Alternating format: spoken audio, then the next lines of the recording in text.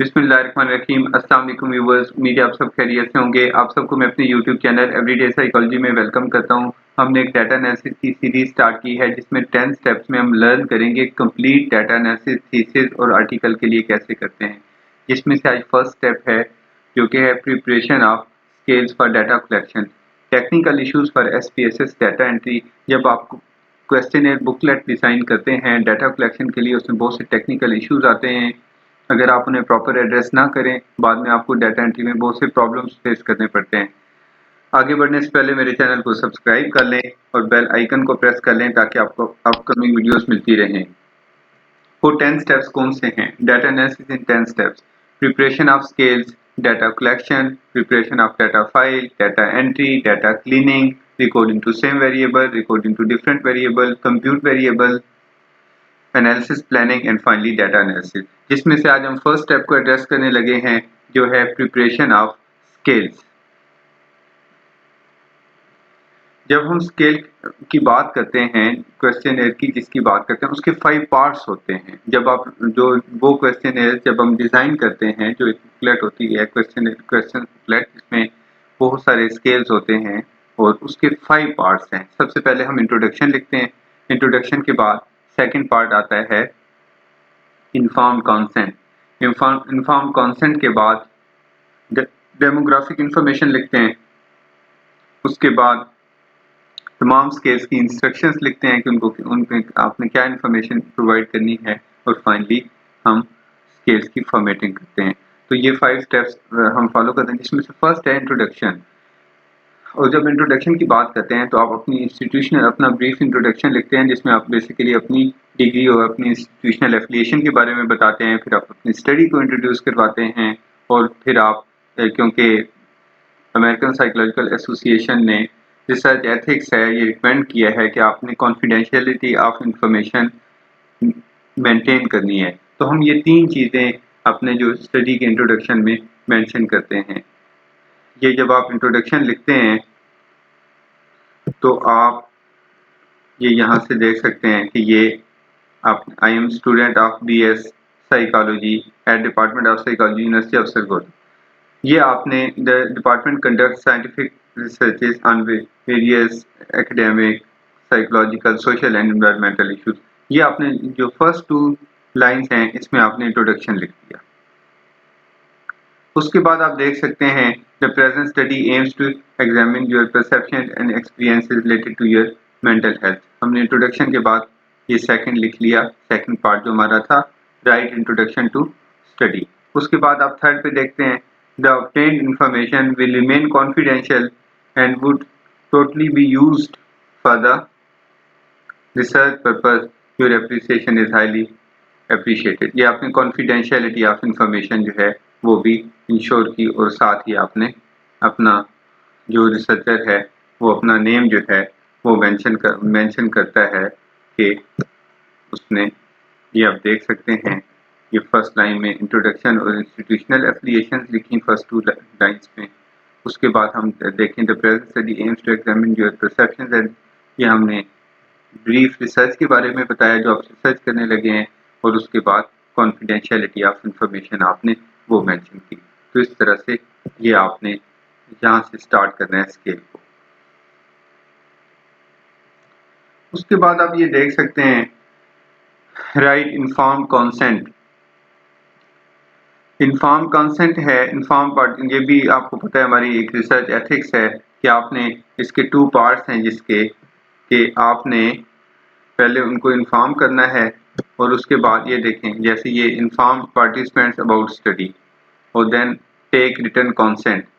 ये आप यहाँ पे देख सकते हैं, यहाँ पे इन्फॉर्म किया गया the present study aims to examine your perceptions and experiences related to your mental health. ये इन्फॉर्म किया गया, उनके प्रॉपर कंप्लीट बताया गया डिपार्टमेंट के बारे में, आपकी रिसर्च के बारे में, कॉन्फिडेंशियलिटी के बारे में, और उसके बाद उनको कॉन्सेंट यानी उनको उनसे कॉन्सेंट ली गई कि यहाँ पे आपका पार्टिसिपेंट खुद साइन करे इस स्टेटमेंट के नीचे जहाँ पे लिखा हुआ है I have complete information about the nature, objectives and importance of this study and willingly providing information for research purpose, और यहाँ पे आपका पार्टिसिपेंट जो है वो साइन करे।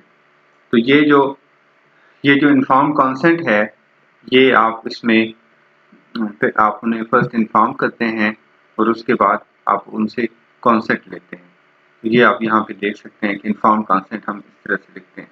इसकी कोई प्रॉपर यहाँ पे हेडिंग देने की ज़रूरत नहीं होती, आपने ये एक स्टेटमेंट लिखनी होती है और इस स्टेटमेंट के नीचे जो आपका पार्टिसिपेंट है वो यहाँ पे साइन करता है, यहाँ पे इस जगह पे तो वो सिग्नेचर करते हैं। तो ये इसको हम कहते हैं कि we have taken written inform consent. उसके बाद आप थर्ड स्टेप पे देख सकते हैं जो कि है राइट डेमोग्राफिक इंफॉर्मेशन। तो आपने उसमें एक इम्पोर्टेंट बात ये है कि हम कहते हैं कि आप कॉन्फिडेंशियलिटी ऑफ इंफॉर्मेशन जो है मेंटेन करेंगे। यहाँ पे कॉन्फिडेंशियलिटी यहाँ पे इसलिए हमने नेम ही नहीं मेंशन किया। अगर कभी नेम मेंशन करना भी हो तो आप नेम के साथ उसमें ऑप्शनल लिखते हैं ताकि जो कॉन्फिडेंशियलिटी ऑफ इंफॉर्मेशन है वो मेंटेन हो सके। तो इसमें एक है ensure anonymity of the participant और सेकंड पार्ट इसका है राइट डेमोग्राफिक इंफॉर्मेशन में राइट डेमोग्राफिक इंफॉर्मेशन। तो ये आप देख सकते हैं डेमोग्राफिक इंफॉर्मेशन जिसमें हमने जो डिफरेंट कैटेगरीज हैं वो उन पे इंफॉर्मेशन प्रोवाइड की है। ये आप देख सकते हैं। इसमें जब आप लिखते हैं जेंडर, अगर आपकी कोई डेमोग्राफिक इंफॉर्मेशन ऐसी है जिसकी कैटेगरीज अवेलेबल हैं तो आप मेंशन करें। जैसे इसमें आप देखें कि आप जेंडर जो है ना वो मेंशन कर रहे हैं, ये मेल फीमेल, जेंडर के सामने मेल फीमेल आपने लिख दिया। यहाँ पे इस तरह से आप लाइन न लगाएं, डॉटेड लाइन जैसे यहाँ पे लगाई हुई है, क्योंकि ऑलरेडी उसकी कैटेगरीज अवेलेबल हैं। फिर आप फैमिली सिस्टम में देख लें, जैसे nuclear extended, rural urban, FSC BS MS। और ये देखें बर्थ ऑर्डर में first born, second, last, only child, any other. और ये आप देखें एज अगर आपने स्पेसिफाई नहीं की, आपने ये मेंशन कर दिया कि ईयर्स में आपको रिक्वायर्ड है, तो यहाँ पे जो 17, 18, 19 ये जो भी आप एज रेंज स्पेसिफाई करेंगे वो यहाँ पे आपको आंसर मिल जाएगा। लेकिन अगर यहाँ पे आपको इस तरह से डॉटेड लाइन लगाने की इनके सामने ज़रूरत नहीं है जब आपके पास ऑलरेडी क्लियरली अवेलेबल कैटेगरीज हैं। यहाँ पे एक बात जो आप याद रखें जो एथिकल भी है कि आप इररेलेवेंट डेमोग्राफिक इंफॉर्मेशन ना लें, only relevant to your study. जिसको आपने यूज़ करना है वो ही डेमोग्राफिक इंफॉर्मेशन आपको लेनी चाहिए। तो ये हमने थर्ड स्टेप जो था वो उसको स्टडी कर लिया।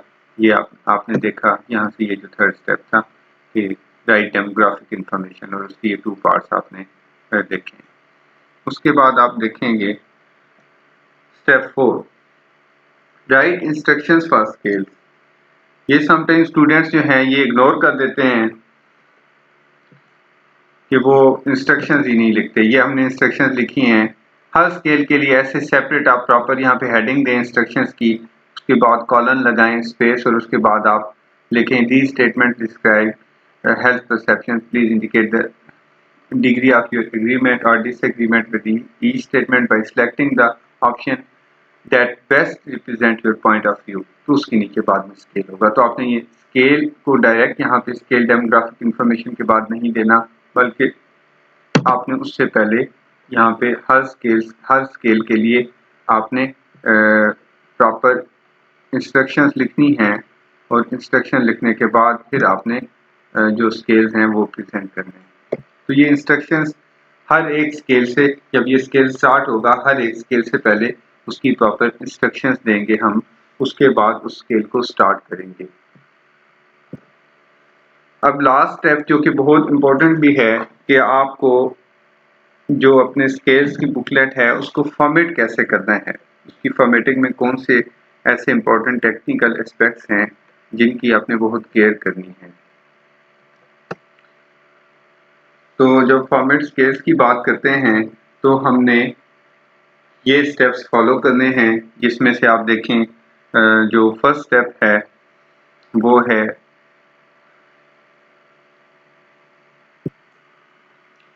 ये आप देखें adjust page size and margins.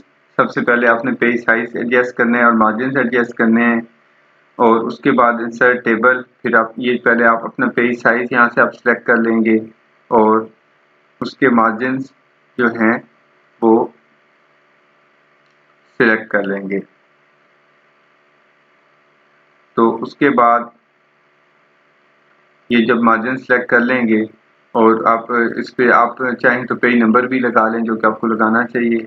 तो एक पेज साइज़ जो है, ये पेज साइज़ आपने A4 सेलेक्ट कर लिया और ये आपने देख सकते हैं ऑल साइज़ पे 1 इंच का पेज मार्जिन जो है इक्वली सेलेक्ट किया। ये आप देखें एस्थेटिकली खूब ब्यूटीफुल लग रहा है। यहाँ पे भी 1 इंच है, इस तरफ से भी 1 इंच स्पेस है, ये पेज देख सकते हैं आप। तो आपने सबसे पहले पेज साइज़ और मार्जिन, फिर इंसर्ट टेबल, ये टेबल जो है आप इंसर्ट करते हैं जिसमें आप ये अपने स्केल्स को जो है डिज़ाइन करते हैं। फिर उसके बाद राइट सीरियल नंबर, ये आप देख सकते हैं, ये 1 2 3 4 सीरियल नंबर्स लिखे हुए हैं। और फिर आप देखेंगे राइट स्टेटमेंट्स, ये हमने स्टेटमेंट्स लिखी। राइट रिस्पॉन्स कैटेगरीज, ये रिस्पॉन्स कैटेगरीज लिखी। और उसके बाद rating scale for each item, ये उनके हर एक के सामने। ये जो सेल्स हैं इनको आपने एम्प्टी नहीं रखना, बाद लोग इन्हें एम्प्टी रखने छोड़ देते हैं, बाद में डाटा एंट्री में से बहुत प्रॉब्लम्स आते हैं। इसलिए आपने इनके अंदर जो आपका रेटिंग स्केल है 0 1 2 3 जो भी उनके रिस्पॉन्स ऑप्शंस हैं वो आपने यहाँ पे मेंशन करने हैं। इससे आपके पार्टिसिपेंट को डाटा प्रोवाइड करने में, आंसर्स देने में भी काफ़ी आसानी होती है।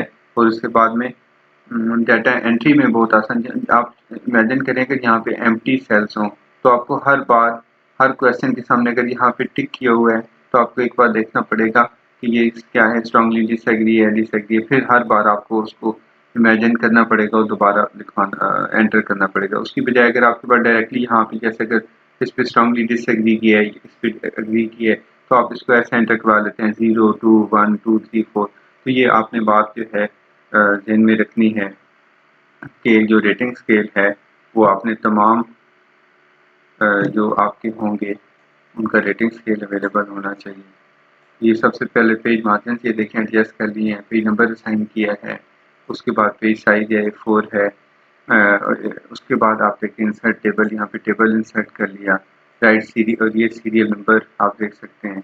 और उसके बाद स्टेटमेंट्स हो गई, रिस्पॉन्स कैटेगरीज हो गई और उन तमाम को हमने रेट कर लिया। तो इसमें आप देखें कि जब आप पेज साइज सिलेक्ट करते हैं तो पेज साइज आप कैसे सिलेक्ट करेंगे कि आपने जो है आप देखें यहाँ पे पाथ भी लिखा हुआ है, लेआउट और साइज। और आपने यहाँ पे ये देखें लेआउट साइज और A4, ये आप देख सकते हैं। तो यहाँ पे आप देखें ये आप लेआउट पे गए, साइज पे क्लिक किया और A4 आपने इसके लिए पेज साइज जो है वो सिलेक्ट कर लिया स्केल को डिज़ाइन करने से पहले।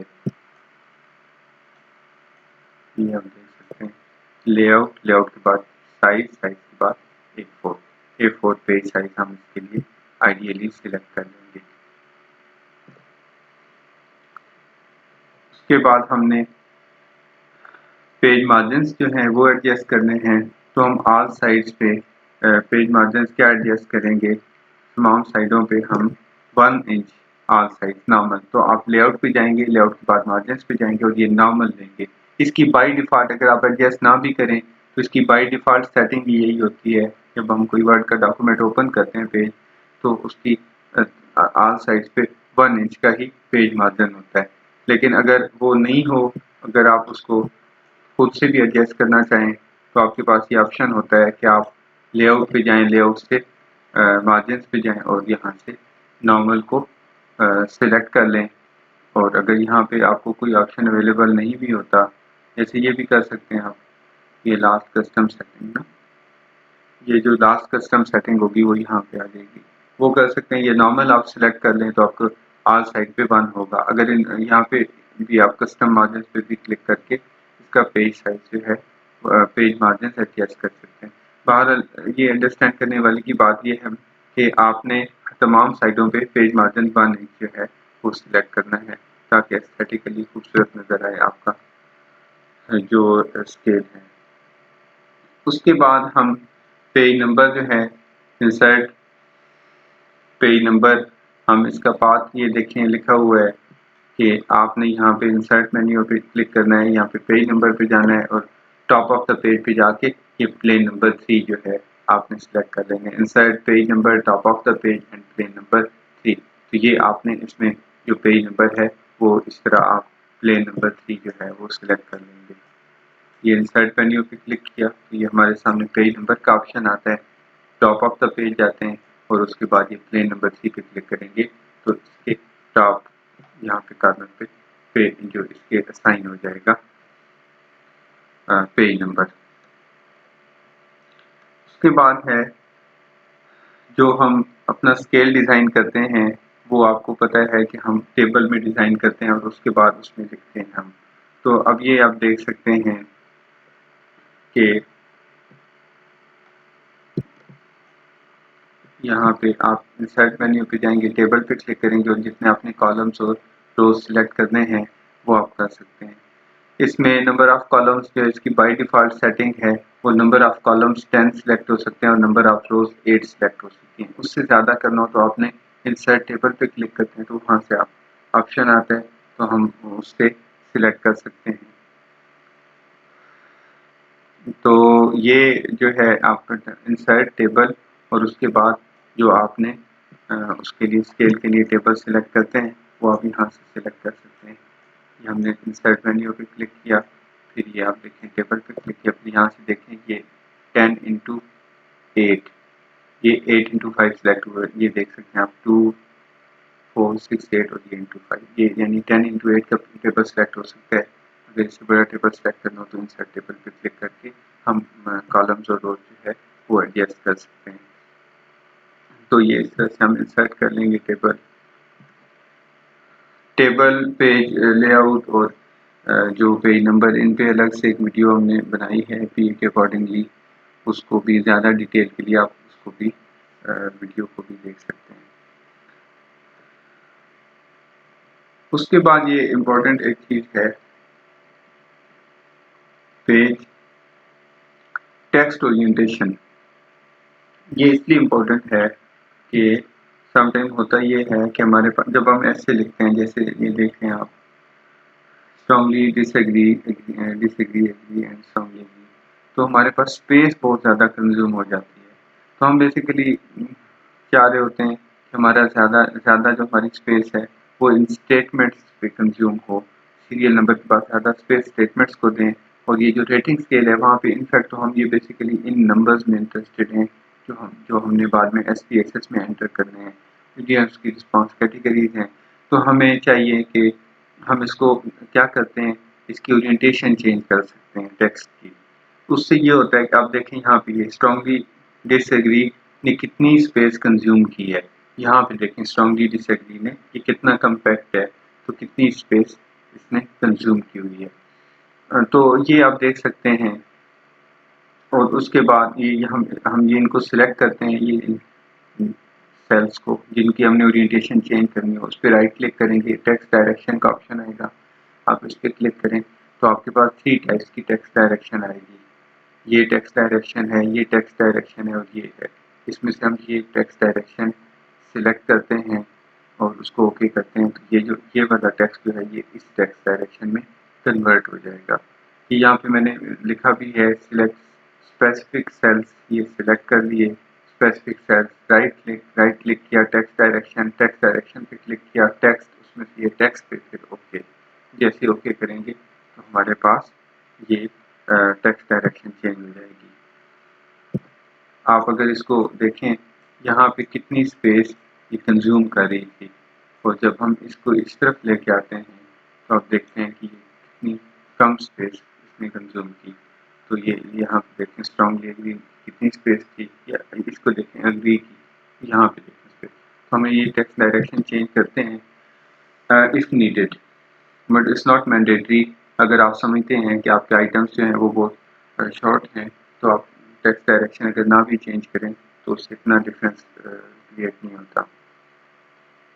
हम एक बार इसकी जो है टेक्स्ट डायरेक्शन जो है वो चेंज करके देखते हैं कि वो किस तरह से हम इसकी टेक्स्ट डायरेक्शन को चेंज कर सकते हैं। मैंने आपको बताया था कि आपने सबसे पहले लेआउट पे जाना है और लेआउट पे जाके यहाँ पे पेज साइज जो है वो आपने पेज साइज आपने A4 सिलेक्ट कर लेना है। ये हमने लेआउट पे मेन्यू पे गए, फिर साइज पे और फिर A4 साइज पेज हमने सिलेक्ट कर, ये A4 साइज पेज है हमारे पास।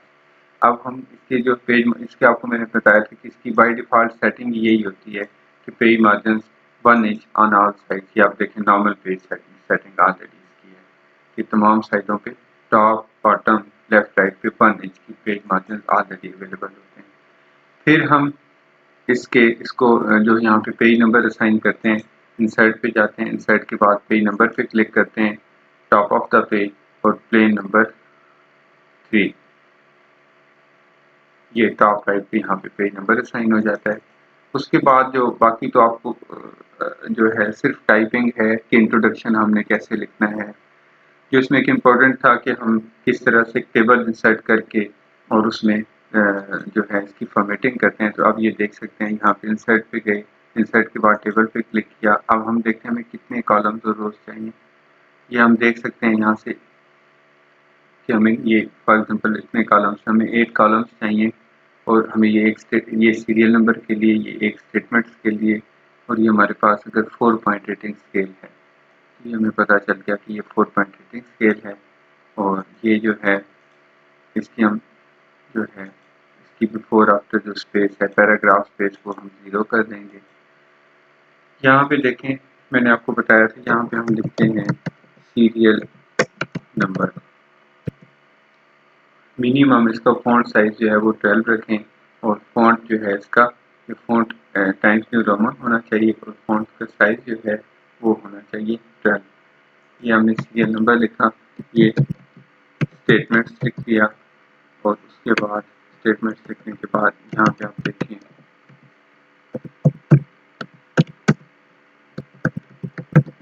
स्ट्रॉन्गली डिसएग्री लिखा, आपने डिसएग्री लिखा और उसके बाद आप देखें और यहाँ पे आपने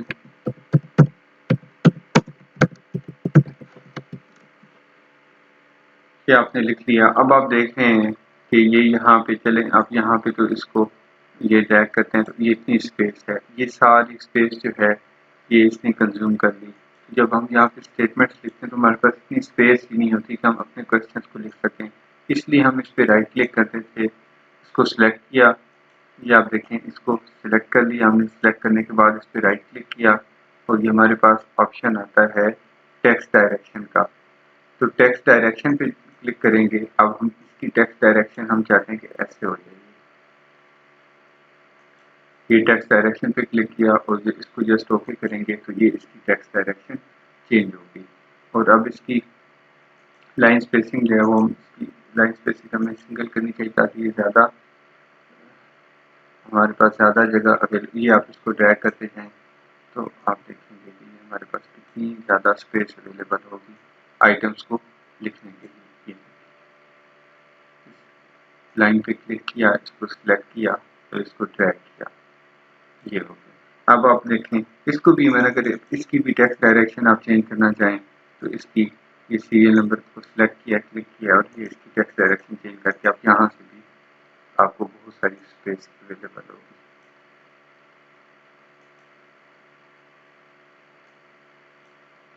तो ये जो हमारे पास स्पेस है,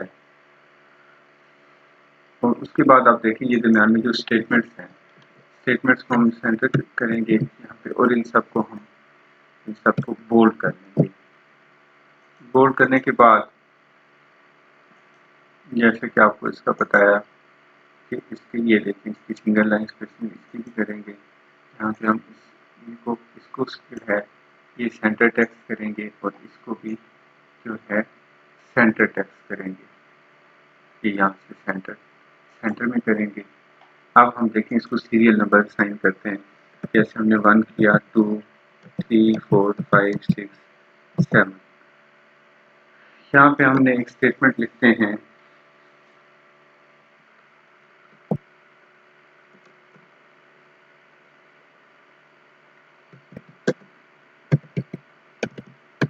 आई एम हैप्पी लिखा और यहाँ से आप देखें इसको हमने सिलेक्ट किया और इनको भी हमने सेंटर कर लिया था। यहाँ पे हम लिखते हैं फॉर एग्जाम्पल 0, 1, 2, 3, 0, 1, 2, 3।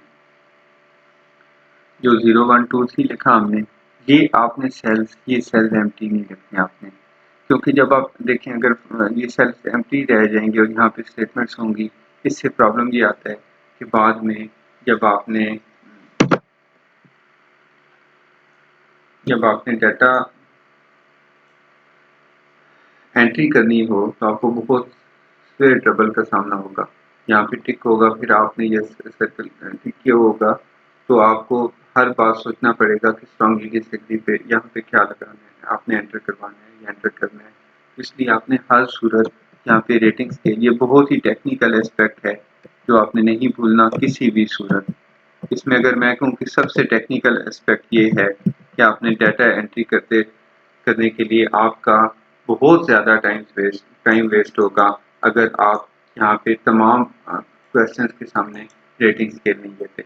इस तरह से ये एक क्वेश्चन है, एक टेबल है, इस तरह से आप बाकी टेबल भी बना सकते हैं और आपने जो बनाएंगे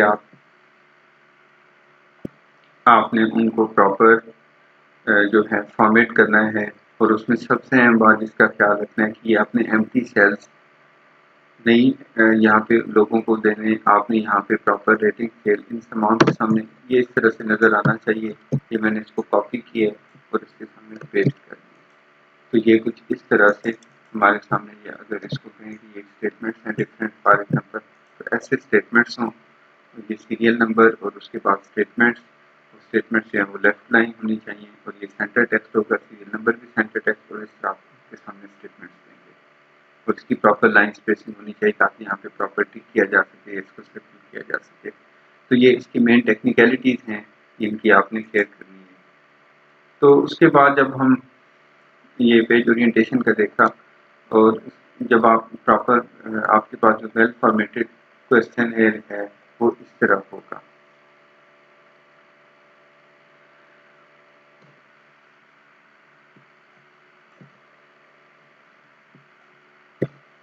अब देख सकते हैं ये इंट्रोडक्शन होगा, यहाँ पे ये जो मैंने बताया था इंस्टीट्यूशनल एफिलिएशन और पर्सनल इंट्रोडक्शन, यानी प्रोफेशनल आपका इंट्रोडक्शन जो है, फिर आपकी स्टडी का इंट्रोडक्शन, फिर आपने कॉन्फिडेंशियलिटी, ये इन्फॉर्म कंसेंट, फिर डेमोग्राफिक इंफॉर्मेशन आपने पूछी, इंस्ट्रक्शंस दी, फर्स्ट स्केल जो है वो लिखा, फिर इंस्ट्रक्शंस दी, फिर सेकंड स्केल और फिर उसके बाद इंस्ट्रक्शंस और थर्ड स्केल।